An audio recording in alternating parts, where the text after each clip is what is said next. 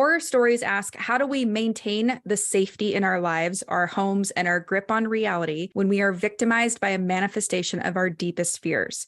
And Luke is a manifestation of Addie's deepest fears. He's the only one that remembers her. And we know from the very beginning, she does not want to live such a quote unquote small life where only one person remembers her. So he's a literal manifestation of that. Welcome to the Fiction Writing Made Easy podcast.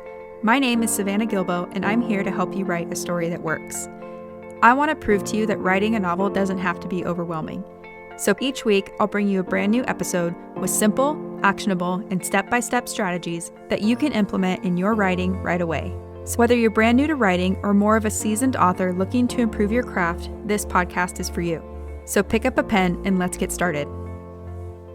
In today's episode, we're diving deep into the first chapter of The Invisible Life of Addie LaRue by V.E. Schwab. And I'm so excited to share this episode with you today because we just dissected this book for our book club and everybody just loved digging into this story. The audio I'm going to share with you today is from part of that book club meeting. So the part where we dove into the first chapter to see how it's structured and how that first chapter speaks to the big picture and stuff like that. So it's going to be a lot of fun. I'm also joined by a very special guest in this episode, Abigail Perry, who is a developmental editor and the host of an amazing podcast called Lit Match, where she helps writers find the best literary agent for their writing and publishing careers. I will link to her podcast in the show notes, as well as where you can find Abigail around the internet if you want to get in touch with her. Now, if you've been listening to the podcast for a while, then you already know the deal about these first chapter episodes. But just in case you're brand new here, or in case you need a reminder, Abigail and I like to pick apart the opening chapters of stories to see how the author hooks our attention and pulls us into the story. And we like to analyze these opening chapters on both the macro and the micro level. So basically, we're asking, why does this chapter work? And then how does the scene or the scenes within the chapter work? So that's a very quick overview of what we're going to dig into today. You'll hear more explanation for everything once we get into the episode. So with that being said, let's go ahead and dive right into the conversation.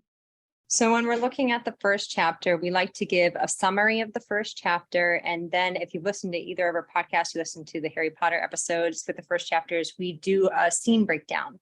So this book club, last book club, we did the big picture questions and the scene breakdown. We actually are switching up the format a bit. We're going to do the scene breakdown first. So I'll give a summary and then we'll head into the 5 commandments and what makes it a well-structured scene that hooks us in that first chapter.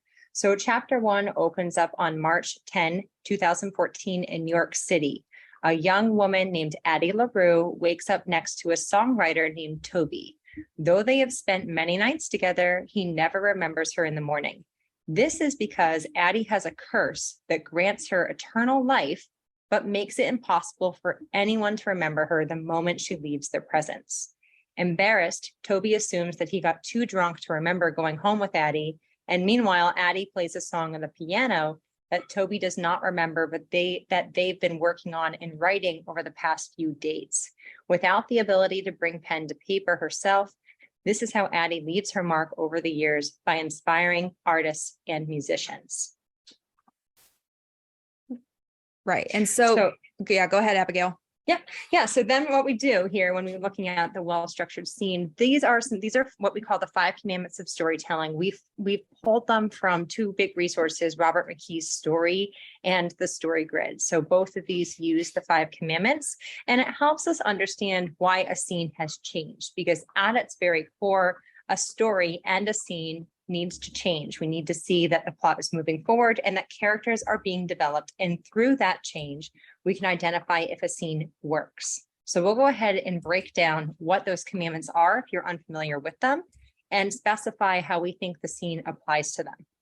So before we do any of that, we like to talk about what the character's goal is. And knowing a character's goal is essential to understanding if a scene is well structured, because having a goal creates agency in a scene and in a story. So in this scene, Addie's goal is to leave Toby's apartment before he wakes. Part of the reason for this goal is because Addie understands that he won't remember her, and that can be very painful. So we're going to actually look at a very internally driven scene here, as well as how it impacts those internal shifts impact those big external value shifts, which we'll talk about in a second. So for an inciting incident, An inciting incident is either causal or coincidental, which means that either a person causes an unexpected disturbance that either establishes the goal or changes the way the character can approach achieving their goal, or it's coincidental, meaning coincidence does the same thing. And in this case, what did we say, Savannah? We said that this is when Toby begins to stir in bed, because this talks directly to that goal of she knows she needs to leave, or she wants to leave before he wakes up. So when he starts to stir, she knows the time is ticking. So really that creates, an even more sense of urgency in what she's trying to achieve. The turning point is the peak progressive complication. So some people might call this progressive complication turning point. Savannah and I like to abbreviate it to turning point because I see it as separate from other progressive complications in the sense that a turning point is an action or revelation that forces a character into a crisis decision. And the combination of a turning point and a crisis is ultimately what causes change in a scene. So this turning point, the action or revelation in the scene that forces Addie into a crisis decision, I'll explain what a crisis is right now. A crisis decision, or otherwise known as a dilemma, is a best bad choice or an irreconcilable goods decision. So two equally weighted bad or good decisions that a character cannot avoid. Essentially, even to do nothing is going to end in consequences. Consequences can be good, they can be bad, so just thinking about what type of crisis that is. So the turning point in this scene is what, Savannah? The turning point is when she officially hears that Toby's getting up. So she's in the living room at the piano at this stage, and she's like, oh, he's actually getting up. What am I going to do? So her choice is, at that point, should I run and try to trap their moment together in amber? That's in the actual text. Or should she stay and face him not remembering? So either way, it's not ideal, but one is less painful than the other. And then the climax is the direct action that we see based on the character's crisis. So how the character, the main character of the scene, responds to their crisis displays the climax. And the climactic action is that she stays and she braces herself for that look on his face. And after climax, now everything comes resolution. And resolution, sometimes known as denouement, is basically allowing the readers to see where the character sits at the end of the scene, all the results that follow after the crisis is made in the climax. So we start to see with evidence that the scene has created a value change on both an interior level, on a character level, and on an external level. Right. And so the resolution here is we see that, as expected, Toby does not remember her. They talk about the music. So Addie reteaches him their song, and she promises to go see his band play later, even though she knows he's not going to remember her. And so what has changed in this scene is that if Addie had left, it could have remained a beautiful memory. It could have been not forgotten. But then when she decided to stay, it changed the value to now she's definitely forgotten. She's making empty promises and she's hurt, right? It was like the possibility of hurt to actual hurt. And I just like to say, and we'll talk about this later when we get into the breakdown of the structure of the whole story, but this is a significant moment to establish to establish Addie, not only in her place, but it creates this question of how did she come to be this way, which is going to be significant in why we create past and present timelines in this story. And also, Toby is not just a random character that we won't see again. He actually does come back into the plot later at a pivotal moment where Addie is feeling like things are going well. And that significance of having him not just be random, having be someone that she did care about, that she did work with over and over again, but was forgotten constantly, is paramount to us understanding why being forgotten is such a lonely and painful way of living. Right. And so I'm curious, let us know in the chat if you guys analyzed this. Did you get the same, at least kind of idea that we got? Doesn't have to be exactly the same. And then I'll go ahead and read this question from Peter because it's about the scene. He says, if her goal is to leave Toby's apartment before he wakes, why would she linger and play the piano? Could the goal be to have one more beautiful encounter, or could it be something else like that? So I'll give my 2 cents. We see in the text that she's pondering this idea of, I need to leave because I don't want to see his face. So she does say that internally. But in theory, the goal could be that she lingers because she wants to have an encounter. Let's say if he was going to remember and this was a normal quote unquote relationship, that would be a totally plausible goal. Do you have anything to add, Abigail? Yeah, I think it's just like anything with temptation with people, right? So, I mean, ultimately, we know that there are certain things that we shouldn't do, but we have a longing to do them anyway, for whatever reason. And in this case, I think this is actually really crucial of seeing why Addie lingers speaks to her character development quite a bit, because it shows us her desperation to have something meaningful. Yeah. And really, she's beginning this story in a life of meaninglessness. So it's this idea here of what brings her the smallest sense of joy is music. And here's a piano that she has access to. And, it's something that she can spend some time with. And as soon as she knows, as soon as she leaves that apartment, she starts over again. Right. And that's exhausting. I think that's exhausting. So I think ultimately she knows she wants to get out of this apartment before he wakes up, because it's painful to see someone that she actually does have feelings for constantly forget her. At the same time, she has nowhere else to go. Right. So, and she would hold on to every moment she could. Well, and a lot of people too are saying in the chat that they got the feeling that she holds out for hope, even though she knows it's unlikely. And I think that is a key part of Addie. She's optimistic. She's, she somewhere in her mind kind of believes or hopes that she's going to best this curse, even if she's not consciously thinking that way. And yeah, Bree says it gives a picture of why she's a bit jaded, even though she's a romantic. Sinchelle said it seems like she was weighing the need to give him their song, so her goal of being remembered, but it's the pain of it that she wants to avoid. Yes. And all of that I think is valid. So if you guys are picking that up, that's perfect. And Alice, hi, Alice. I see you in the chat. She says, I agree. I think she wanted to contribute a little bit more to the song. And if she left, she'd save herself the pain. Yeah. So this is her thing throughout the story. It's pain or trying to leave my mark. And most of the time she can't get what she wants both ways. And then we have a Q&A or a question in the Q&A. Abdul says, I missed the beginning. Are these points necessary for every single scene or only the initial scene? Every scene.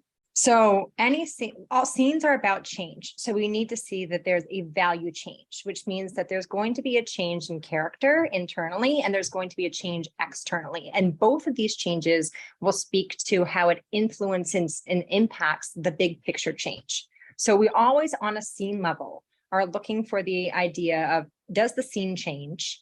And if the scene changes, is it also influencing or impacting the big picture change? They have to work together. If they don't work together, then it's probably a scene that doesn't have significance, right?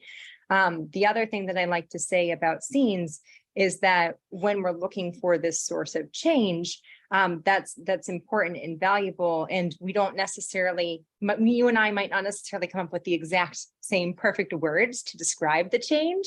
And I always emphasize to everyone, don't get caught up on trying to find the perfect words. Sometimes I just have to even describe the beginning change to the end change, but being able to describe that there is a change can help me defend if there's intention and purpose and story movement and character movement in a scene because of the scene event, or if there are issues in the scene. Yeah. And Nick says in the Q&A, Toby had a recognition of the song when Addie first played it. So yeah, he recognized a kernel, or he was just really intrigued. And he's like, what is that? He wants more. And she was like, you taught it to me last night, remember? And, he's still thinking, oh, well, we were drunk. I don't know if I remember. So yeah. So I think as long as, it's interesting. Which is a great setup, just to point out real quick, because that's a really great setup to show that she does have a way. There is a loophole possibility. Like, you can understand why she'd have hope, because there is a loophole in this curse, and that she can make some marks in some way, just not through her own actions. It has to be through others. Right. And I'm interested because we're talking a lot about the goals, but how did you guys view like that turning point crisis moment? Did you think that was the moment things changed, or did you guys see something different? Because I'm trying to think what else we could say in the scene. You could maybe say something around the song. Was it when they started playing the song?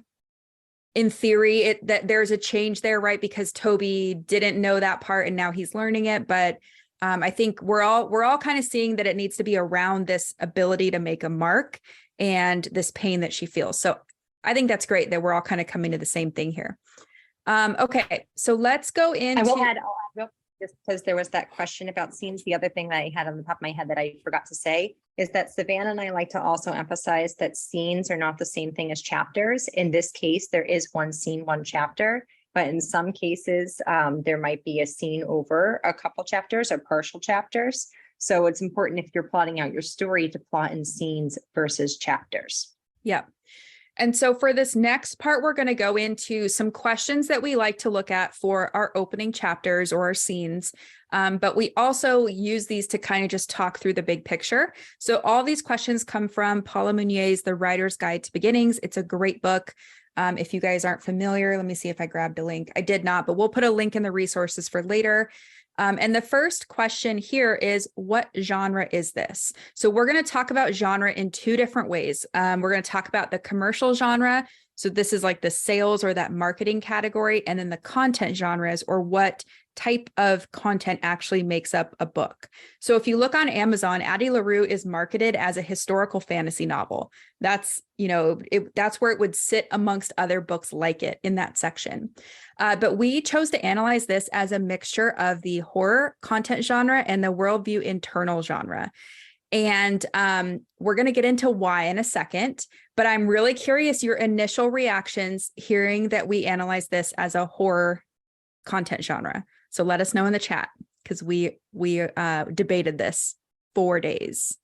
And while people share that in the chat, I will also I'll also talk about the commercial genre, because another thing that Savannah and I chatted about was when you look at something on Amazon, it will rank in historical fantasy novel, but I really like historical fiction, and Savannah does not enjoy historical fiction as much. So does the term historical pause, because it's not that I don't like it. I just would not pick it. I would not gravitate towards it. You would not gravitate. So if I didn't know anything about V.E. Schwab or what she's capable of writing, because I came to her from her other books, I would have been like, historical fiction, don't know about this. Right. So it's funny. We were talking about this. Right. Well, and just because of what you just said, Savannah, her other books don't really, I probably wouldn't label them in this historical fantasy category. Would you agree with that? Yeah, not at all. So it was interesting to see it listed in that versus just like a fantasy novel. It's kind of the subcategory in the fantasy. Right. So I see a lot of people are saying, I would have thought it was more fantasy, not horror. So again, fantasy is the commercial genre. So that's, we know there's going to be fantastic or supernatural elements in it, but what type of content or what kind of journey are we going to be on from start to finish? What changes? What's at stake? So let's talk about this a little more, and maybe this will clear it up. So we chose horror because horror stories explore what it means to possibly have a fate worse than death. And Addie has promised her soul to an evil entity who cannot be reasoned with. So that is our first inkling. Then Luke appears randomly, at first just on anniversaries. Then he kind of comes and goes at will, and his power is revealed over time. These are two genre conventions of the horror content genre. And then in the climax, Addie has to express courage and selflessness in the face of fear. And this is kind of that key scene of the horror genre where the protagonist is at the mercy of the antagonist, and she has to summon that courage and selflessness despite the fear. Horror stories ask, how do we maintain the safety in our lives, our homes, and our grip on reality when we are victimized by a manifestation of our deepest fears? And Luke is a manifestation of Addie's deepest fears. He's the only one that remembers her. And we know from the very beginning, she does not want to live such a quote unquote small life where only one person remembers her. So he's a literal manifestation of that.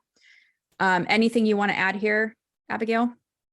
Yeah, I will just add that I don't normally, as when you think about horror genre or horror stories, I don't usually gravitate towards those. I don't usually pick them up, but I am obsessed with this one. So this is where it's really interesting to think about the difference between traditional horror, like when you're thinking about traditional horror, that would both be categorized as fantasy and as commercial and content.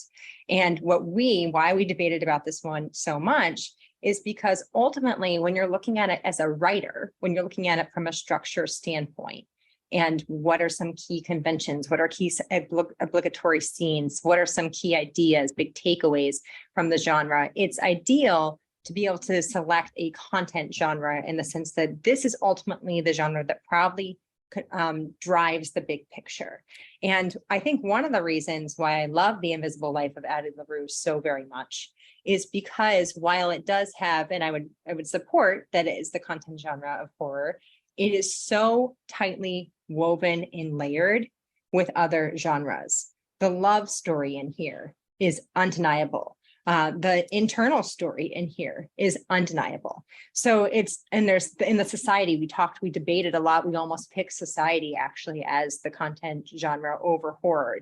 There are complications of various genres on both an external and an internal level that are so tightly woven from prose to content itself, to the big ideas itself, that made it so difficult to actually identify what the content genre is. And when Savannah says that we were debating about this for days, we're a long time, constantly spiraling. What is the best pick? The truth is, I said days, I meant weeks. We were really debating this for weeks. I just didn't want to say it. So Gina is saying, what are the other genres we debated? And I'll answer that in a second. And also, we're getting a lot of great questions about genre. Sanchelle says, could it be a combination of horror and romance where we're meeting all the plot points? Nick says, could there be a combination? So yes to all of these. You do want to pick one that is your main content genre, and that really relates back to what's at stake. So we debated, is it society that would relate to that kind of she needs to take back her personal power because the patriarchy's got her down, and that type of storyline. There's obviously romance. There's a lot going on, right? But what is at stake? And you guys answer before we do. Let me know what is at stake throughout the entire story, because this is ultimately what we came back to. If you need help on knowing stakes, like think about Maslow's hierarchy of needs. So essentially, what does a person need, and what in those categories is most at stake for Addie? Yeah. And Liv saying, where do these content genres come from? Go look at Sean Coyne's story grid book or Robert McKee's story. Those are two great resources. And Terry says Addie's soul is at stake. So that's where we landed, because that's true. That's what's at stake. If you think about it, love is not really at stake. She's not questioning, or she is trying to hold on to Henry a little bit, but that's not what we're necessarily reading to. We kind of are reading towards the climax for that, but it's not as at stake as her soul, and her soul weighs more on that hierarchy of needs. And to back that up a little more, I think when you think about love as a content genre, ultimately we're striving towards this idea of, will the two main characters get together at the end? Will they have an intimate relationship? And Addie actually isn't even really looking for love defined in the beginning when she makes that deal. She wants freedom to do as she pleases. She says, I want to love or not love. Like, she even says that, right? And then in the end, she does make a sacrifice for Henry, but really that sacrifice is made out of love. It's not necessarily to save the relationship. So for me, and then of course, there's the whole complicated dynamic of the love story between Luke and Addie. So there's all that factor, but I don't think that her goal throughout the story is to gain an intimate relationship. I think it's to best Luke and save her soul. Yeah. Louise is asking for the resources again. So I'm just typing those and putting them in the chat. We will also put those on the replay page, but let me just type this one. Okay. So it's Story Grid by Sean Coyne or Story by Robert McKee. Those are both great resources for this idea of content genres. But yeah, so I think this is really interesting because what you'll see later, one of the reasons why we really think this story works is because of how well it blends genres. And then we're going to also go through the plot structure, and maybe we'll see a little bit more how that works to the horror genre. And I'm just reading this comment. So let's see. Diana says, ultimately, her soul is starved in her human life until Henry, she can't connect. So I think her soul, it's really interesting because her soul's at stake in many different ways. It's at stake literally. If she can't leave a mark or make connections, I mean, you could say her soul's at stake that way, right? So I don't know. It's just really interesting. We had a really hard time deciding on this, but here's where we landed. So let us know what you guys think. I'm also curious if you guys think this story is commercial fiction, literary fiction, or upmarket fiction. So let us know in the chat what you guys think. Where does Addie LaRue fit? Okay. And so everyone's saying upmarket. We agree with you guys. That's where we landed as well. And that's part of why Abigail and I both really like this book, is because it does so much with the external and the internal. And the words are beautiful, right? Mhm. I love it. So anyway, we're going to keep going because we have so much more to go through. But keep questions coming if you guys have them. So I'm going to talk through the plot, and this is our second big question. What is the story really about? And Addie LaRue, we know it's about a young French woman in 1714. She makes a deal with the devil, if you want to call him that, that makes her immortal, but curses her to be forgotten by everyone she meets except Henry. So this is like the big picture of the story, but it's also about more than that. So it's about what it means to make your mark on the world and what someone might give or sacrifice in order to feel free and live a meaningful, authentic existence. It's also about having courage and perseverance in the face of fear and just everyday life. So there's a lot going on, which I think we all felt, right? It's not just about this girl that's immortal. It's about a lot of deeper stuff. Anything to add there, Abigail? No, I think you're doing a great job. Okay. So we have basically a tie here. Is it cautionary or prescriptive? 52% said cautionary. I'm going to share this on the screen. And 48% said prescriptive. So that is basically a tie. Very interesting. Abigail's laughing. Do you want to say anything about that? Yeah. Oh, I just think that's so interesting. This is how we felt yesterday. We didn't know. Yeah. I mean, this is why I'm laughing, because here's the thing. If I were to toss my vote into this, I also think it's prescriptive, because I also have faith that Addie is going to figure out how to outwit Luke in the end. And I think that will give her back what she deserved. Not what she deserved. That will give her back what she Lost. values now. And yeah, what she lost. Exactly. Thank you for the word. What she lost. And I think that across the course of these 300 years, she really has learned to value what is truly meaningful to her. And I think that that's given her new perspective and appreciation on every aspect of importance in life. Yeah. So I see it as prescriptive. However, this is what Savannah and I were debating. What does that mean? That it's okay to make a deal with the devil? Yeah. We went back and forth about this too. So right, it's like, that's a cautionary message to say. I don't think that most people will say, yes, make the vote with the deal with the devil. What's interesting about Addie is that she actually admits that if she were even given the deal again, she would make it. Because in the beginning of her story, despite all the suffering and pain she goes through, being forgotten constantly day in and day out, and having to scrap and claw for every ounce of living, she knows that if she were to have not made this deal and married out of obligation and been trapped into a life that she would have found probably way more painful than actually even being forgotten, that she would have lost her soul there anyway. Yeah. So it's really interesting. It's truly a best bad choice in that situation. Yeah. And so Abigail, quick note on time, it's 5:20. So we need to kind of book it through the rest because we got a lot more. So we'll try to go fast, but still do good. So, okay. The next big picture question is who's telling the story? We think this is an omniscient narrator because the narrator can move through time and comment on the past and the future. So an example of this is on page 145.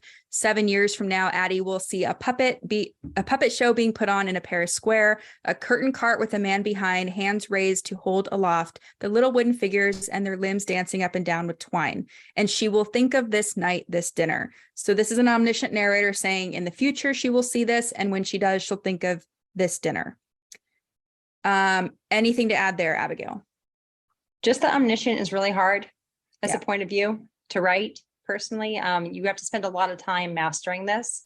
And if you are going to take on the task of an omniscient narrator, you have to really master authorial voice, because you are having this omniscient narrator, but that doesn't mean that you can detach from characters. Yeah. So you have to figure out really mastery level. So if this is where you want to go, make sure that you're reading mastery novels that do this. Yeah. We also had a question. Somebody asked in the submit a Q&A or question form. They noticed that the point of view, because we do follow Addie very closely, right? And also Henry. So it can sometimes feel like third person limited, but I think it is third person omniscient. But somebody asked, why do we think she chose to dip into Henry's close to the middle of the book? And my 2 cents on that quickly is just that we couldn't know too much about Henry too soon, because then that would spoil what we find out his secret is. But we also needed his backstory. So it's probably a balancing act for her to pull that off. Abigail? And I will say that when you have the scenes with Henry, this is something that is really important. If you do decide to shift in some sort of close view, you don't do it because you can't figure out how else to say something. You do it because it's still moving the story forward, just in a different light. So it can't just be just because. It has to still have purpose and intention. Yeah. And usually it's like who has more at stake in that moment. That's what you want to be your point of view. So we're going to do something really fun. I broke down every single scene, or I'm sorry, chapter, because I wanted to see where the bulk of the words were. But here's what I learned. The 2014 present timeline with Henry, from Addie's point of view, is about 43.5% of the story. The past timeline, where she's, in the 1600s to the 1980s, is also 43.5%. So that it was weird because it felt that way to us. And I was actually shocked that I got confirmation that they were pretty even, because normally when it feels this way, we're wrong.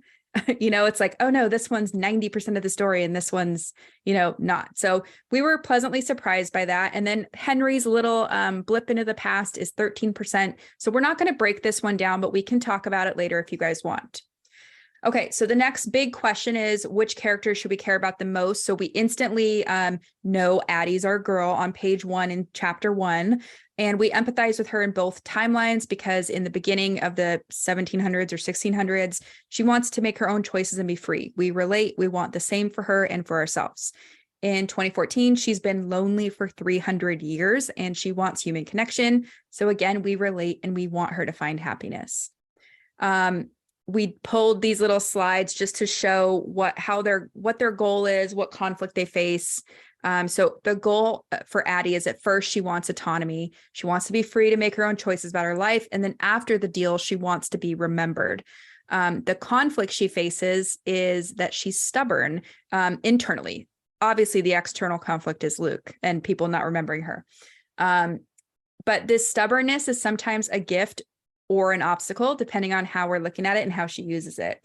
So we have a question for you guys. We're wondering, did Addie change, and does she have a character arc? Let us know in the chat. We're going to keep going, unless Abigail wants to add anything about this. Okay. So then Luke, his goal is to collect souls because that's his nature. And specifically, he wants Addie's. So he, at first, he just wants her because she makes a deal. And then he finds her interesting. So he wants to actually possess her in a different way. And then his conflict is that Addie's stubborn, but also he thinks he loves Addie, but he's really just infatuated and he can't understand love like a human would. So this causes problems for him. We're also curious to know if you guys think he changed. So I don't see any answers in the chat, but that's okay. We're going to keep going. Let's see. Gina says, I feel like she grows, but mostly into what she wanted to become. She still doesn't want to give up her freedom. So yeah, we thought, she finds meaning in life, but it's not this huge arc of change. She changes and affects other people around her, which is interesting. Okay. So then at first, Henry's resigned to live out his last year on Earth, because we know he made a deal for 12 months. And then he meets Addie and she makes him want to live. So that is his change. His conflict is his curse makes it hard to have an authentic relationship until he meets Addie. And then when he meets Addie, it's even harder to deal with his curse because he wants to live. So we were also curious, did you guys see a change in Henry? Because we did. We thought that he found a lot of meaning and he went from wanting to jump off a roof to wanting to live. That's a pretty big deal. Okay, so let's see. Luke seems to have a change, but I don't know if I believe it. Does he love her or does he just want to find a new way to collect soul? So this is why this book is such a great like upmarket book, because we could talk about this for 10 days. Yeah, so good. A lot of comments coming in the chat. The next question, where does the story take place and when? We kind of talked about this. I won't go too deep, but basically we have two main time periods. The first from 1698 to 1984, which is the past. And then the second is in 2013, 2014. And then we go all around Europe with Addie in the past, but we stay mostly in New York in the present. So pretty easy answer there. Question number 6, how should we feel about what's happening in the first chapter, but also the big picture? So ideally, your first chapter would speak to the emotion that we're going to get in the big picture. And right away, we care about Addie. We feel sorry for her. We're concerned. We wonder why this happened. When she makes the deal and meets Henry, we feel concerned. We feel like this is probably not going to work out the way she wants, but we're hopeful just like she is. So I think she did a good job tapping on those emotions. And I think even in addition to that, we really are rooting for Addie because she is an embodiment of anyone who has been suppressed by circumstances that are out of their control. Yeah. Addie her life is trapped by the patriarchy. In the 1700s, she's being forced to do something that she doesn't want to do. She doesn't want to live this life and she has no control over it, which is hence why she wants freedom. And then even when she makes the deal with Luke, he is an embodiment of patriarchy, right? Still trapping her. So even if you are someone who has not been subject of a system of the system of patriarchy and being suppressed in that way, I think that is universal because there are, obviously, and very unfortunately, so many the groups of people that have been suppressed in some way, in some point, in their life or for the entirety of their life that can relate to this emotion of feeling imprisoned. Well, and also feeling like you have no control over your life, Yeah. So that's it for today's show. As always, I want to thank you so much for tuning in and showing your support. If you want to check out any of the links I mentioned in this episode, you can find them over at savannahgilbo.com/podcast. And if you haven't done so already, make sure you subscribe to the show because there's going to be another brand new episode coming out next week. If you're an Apple user, I'd really appreciate it if you took a few seconds to leave a quick rating and review. Your ratings and reviews tell iTunes that this is a podcast that's worth listening to. And in turn, that helps this show get in front of more fiction writers just like you. So that's it for today's show. I'll be back next week with a brand new episode. Until then, happy writing.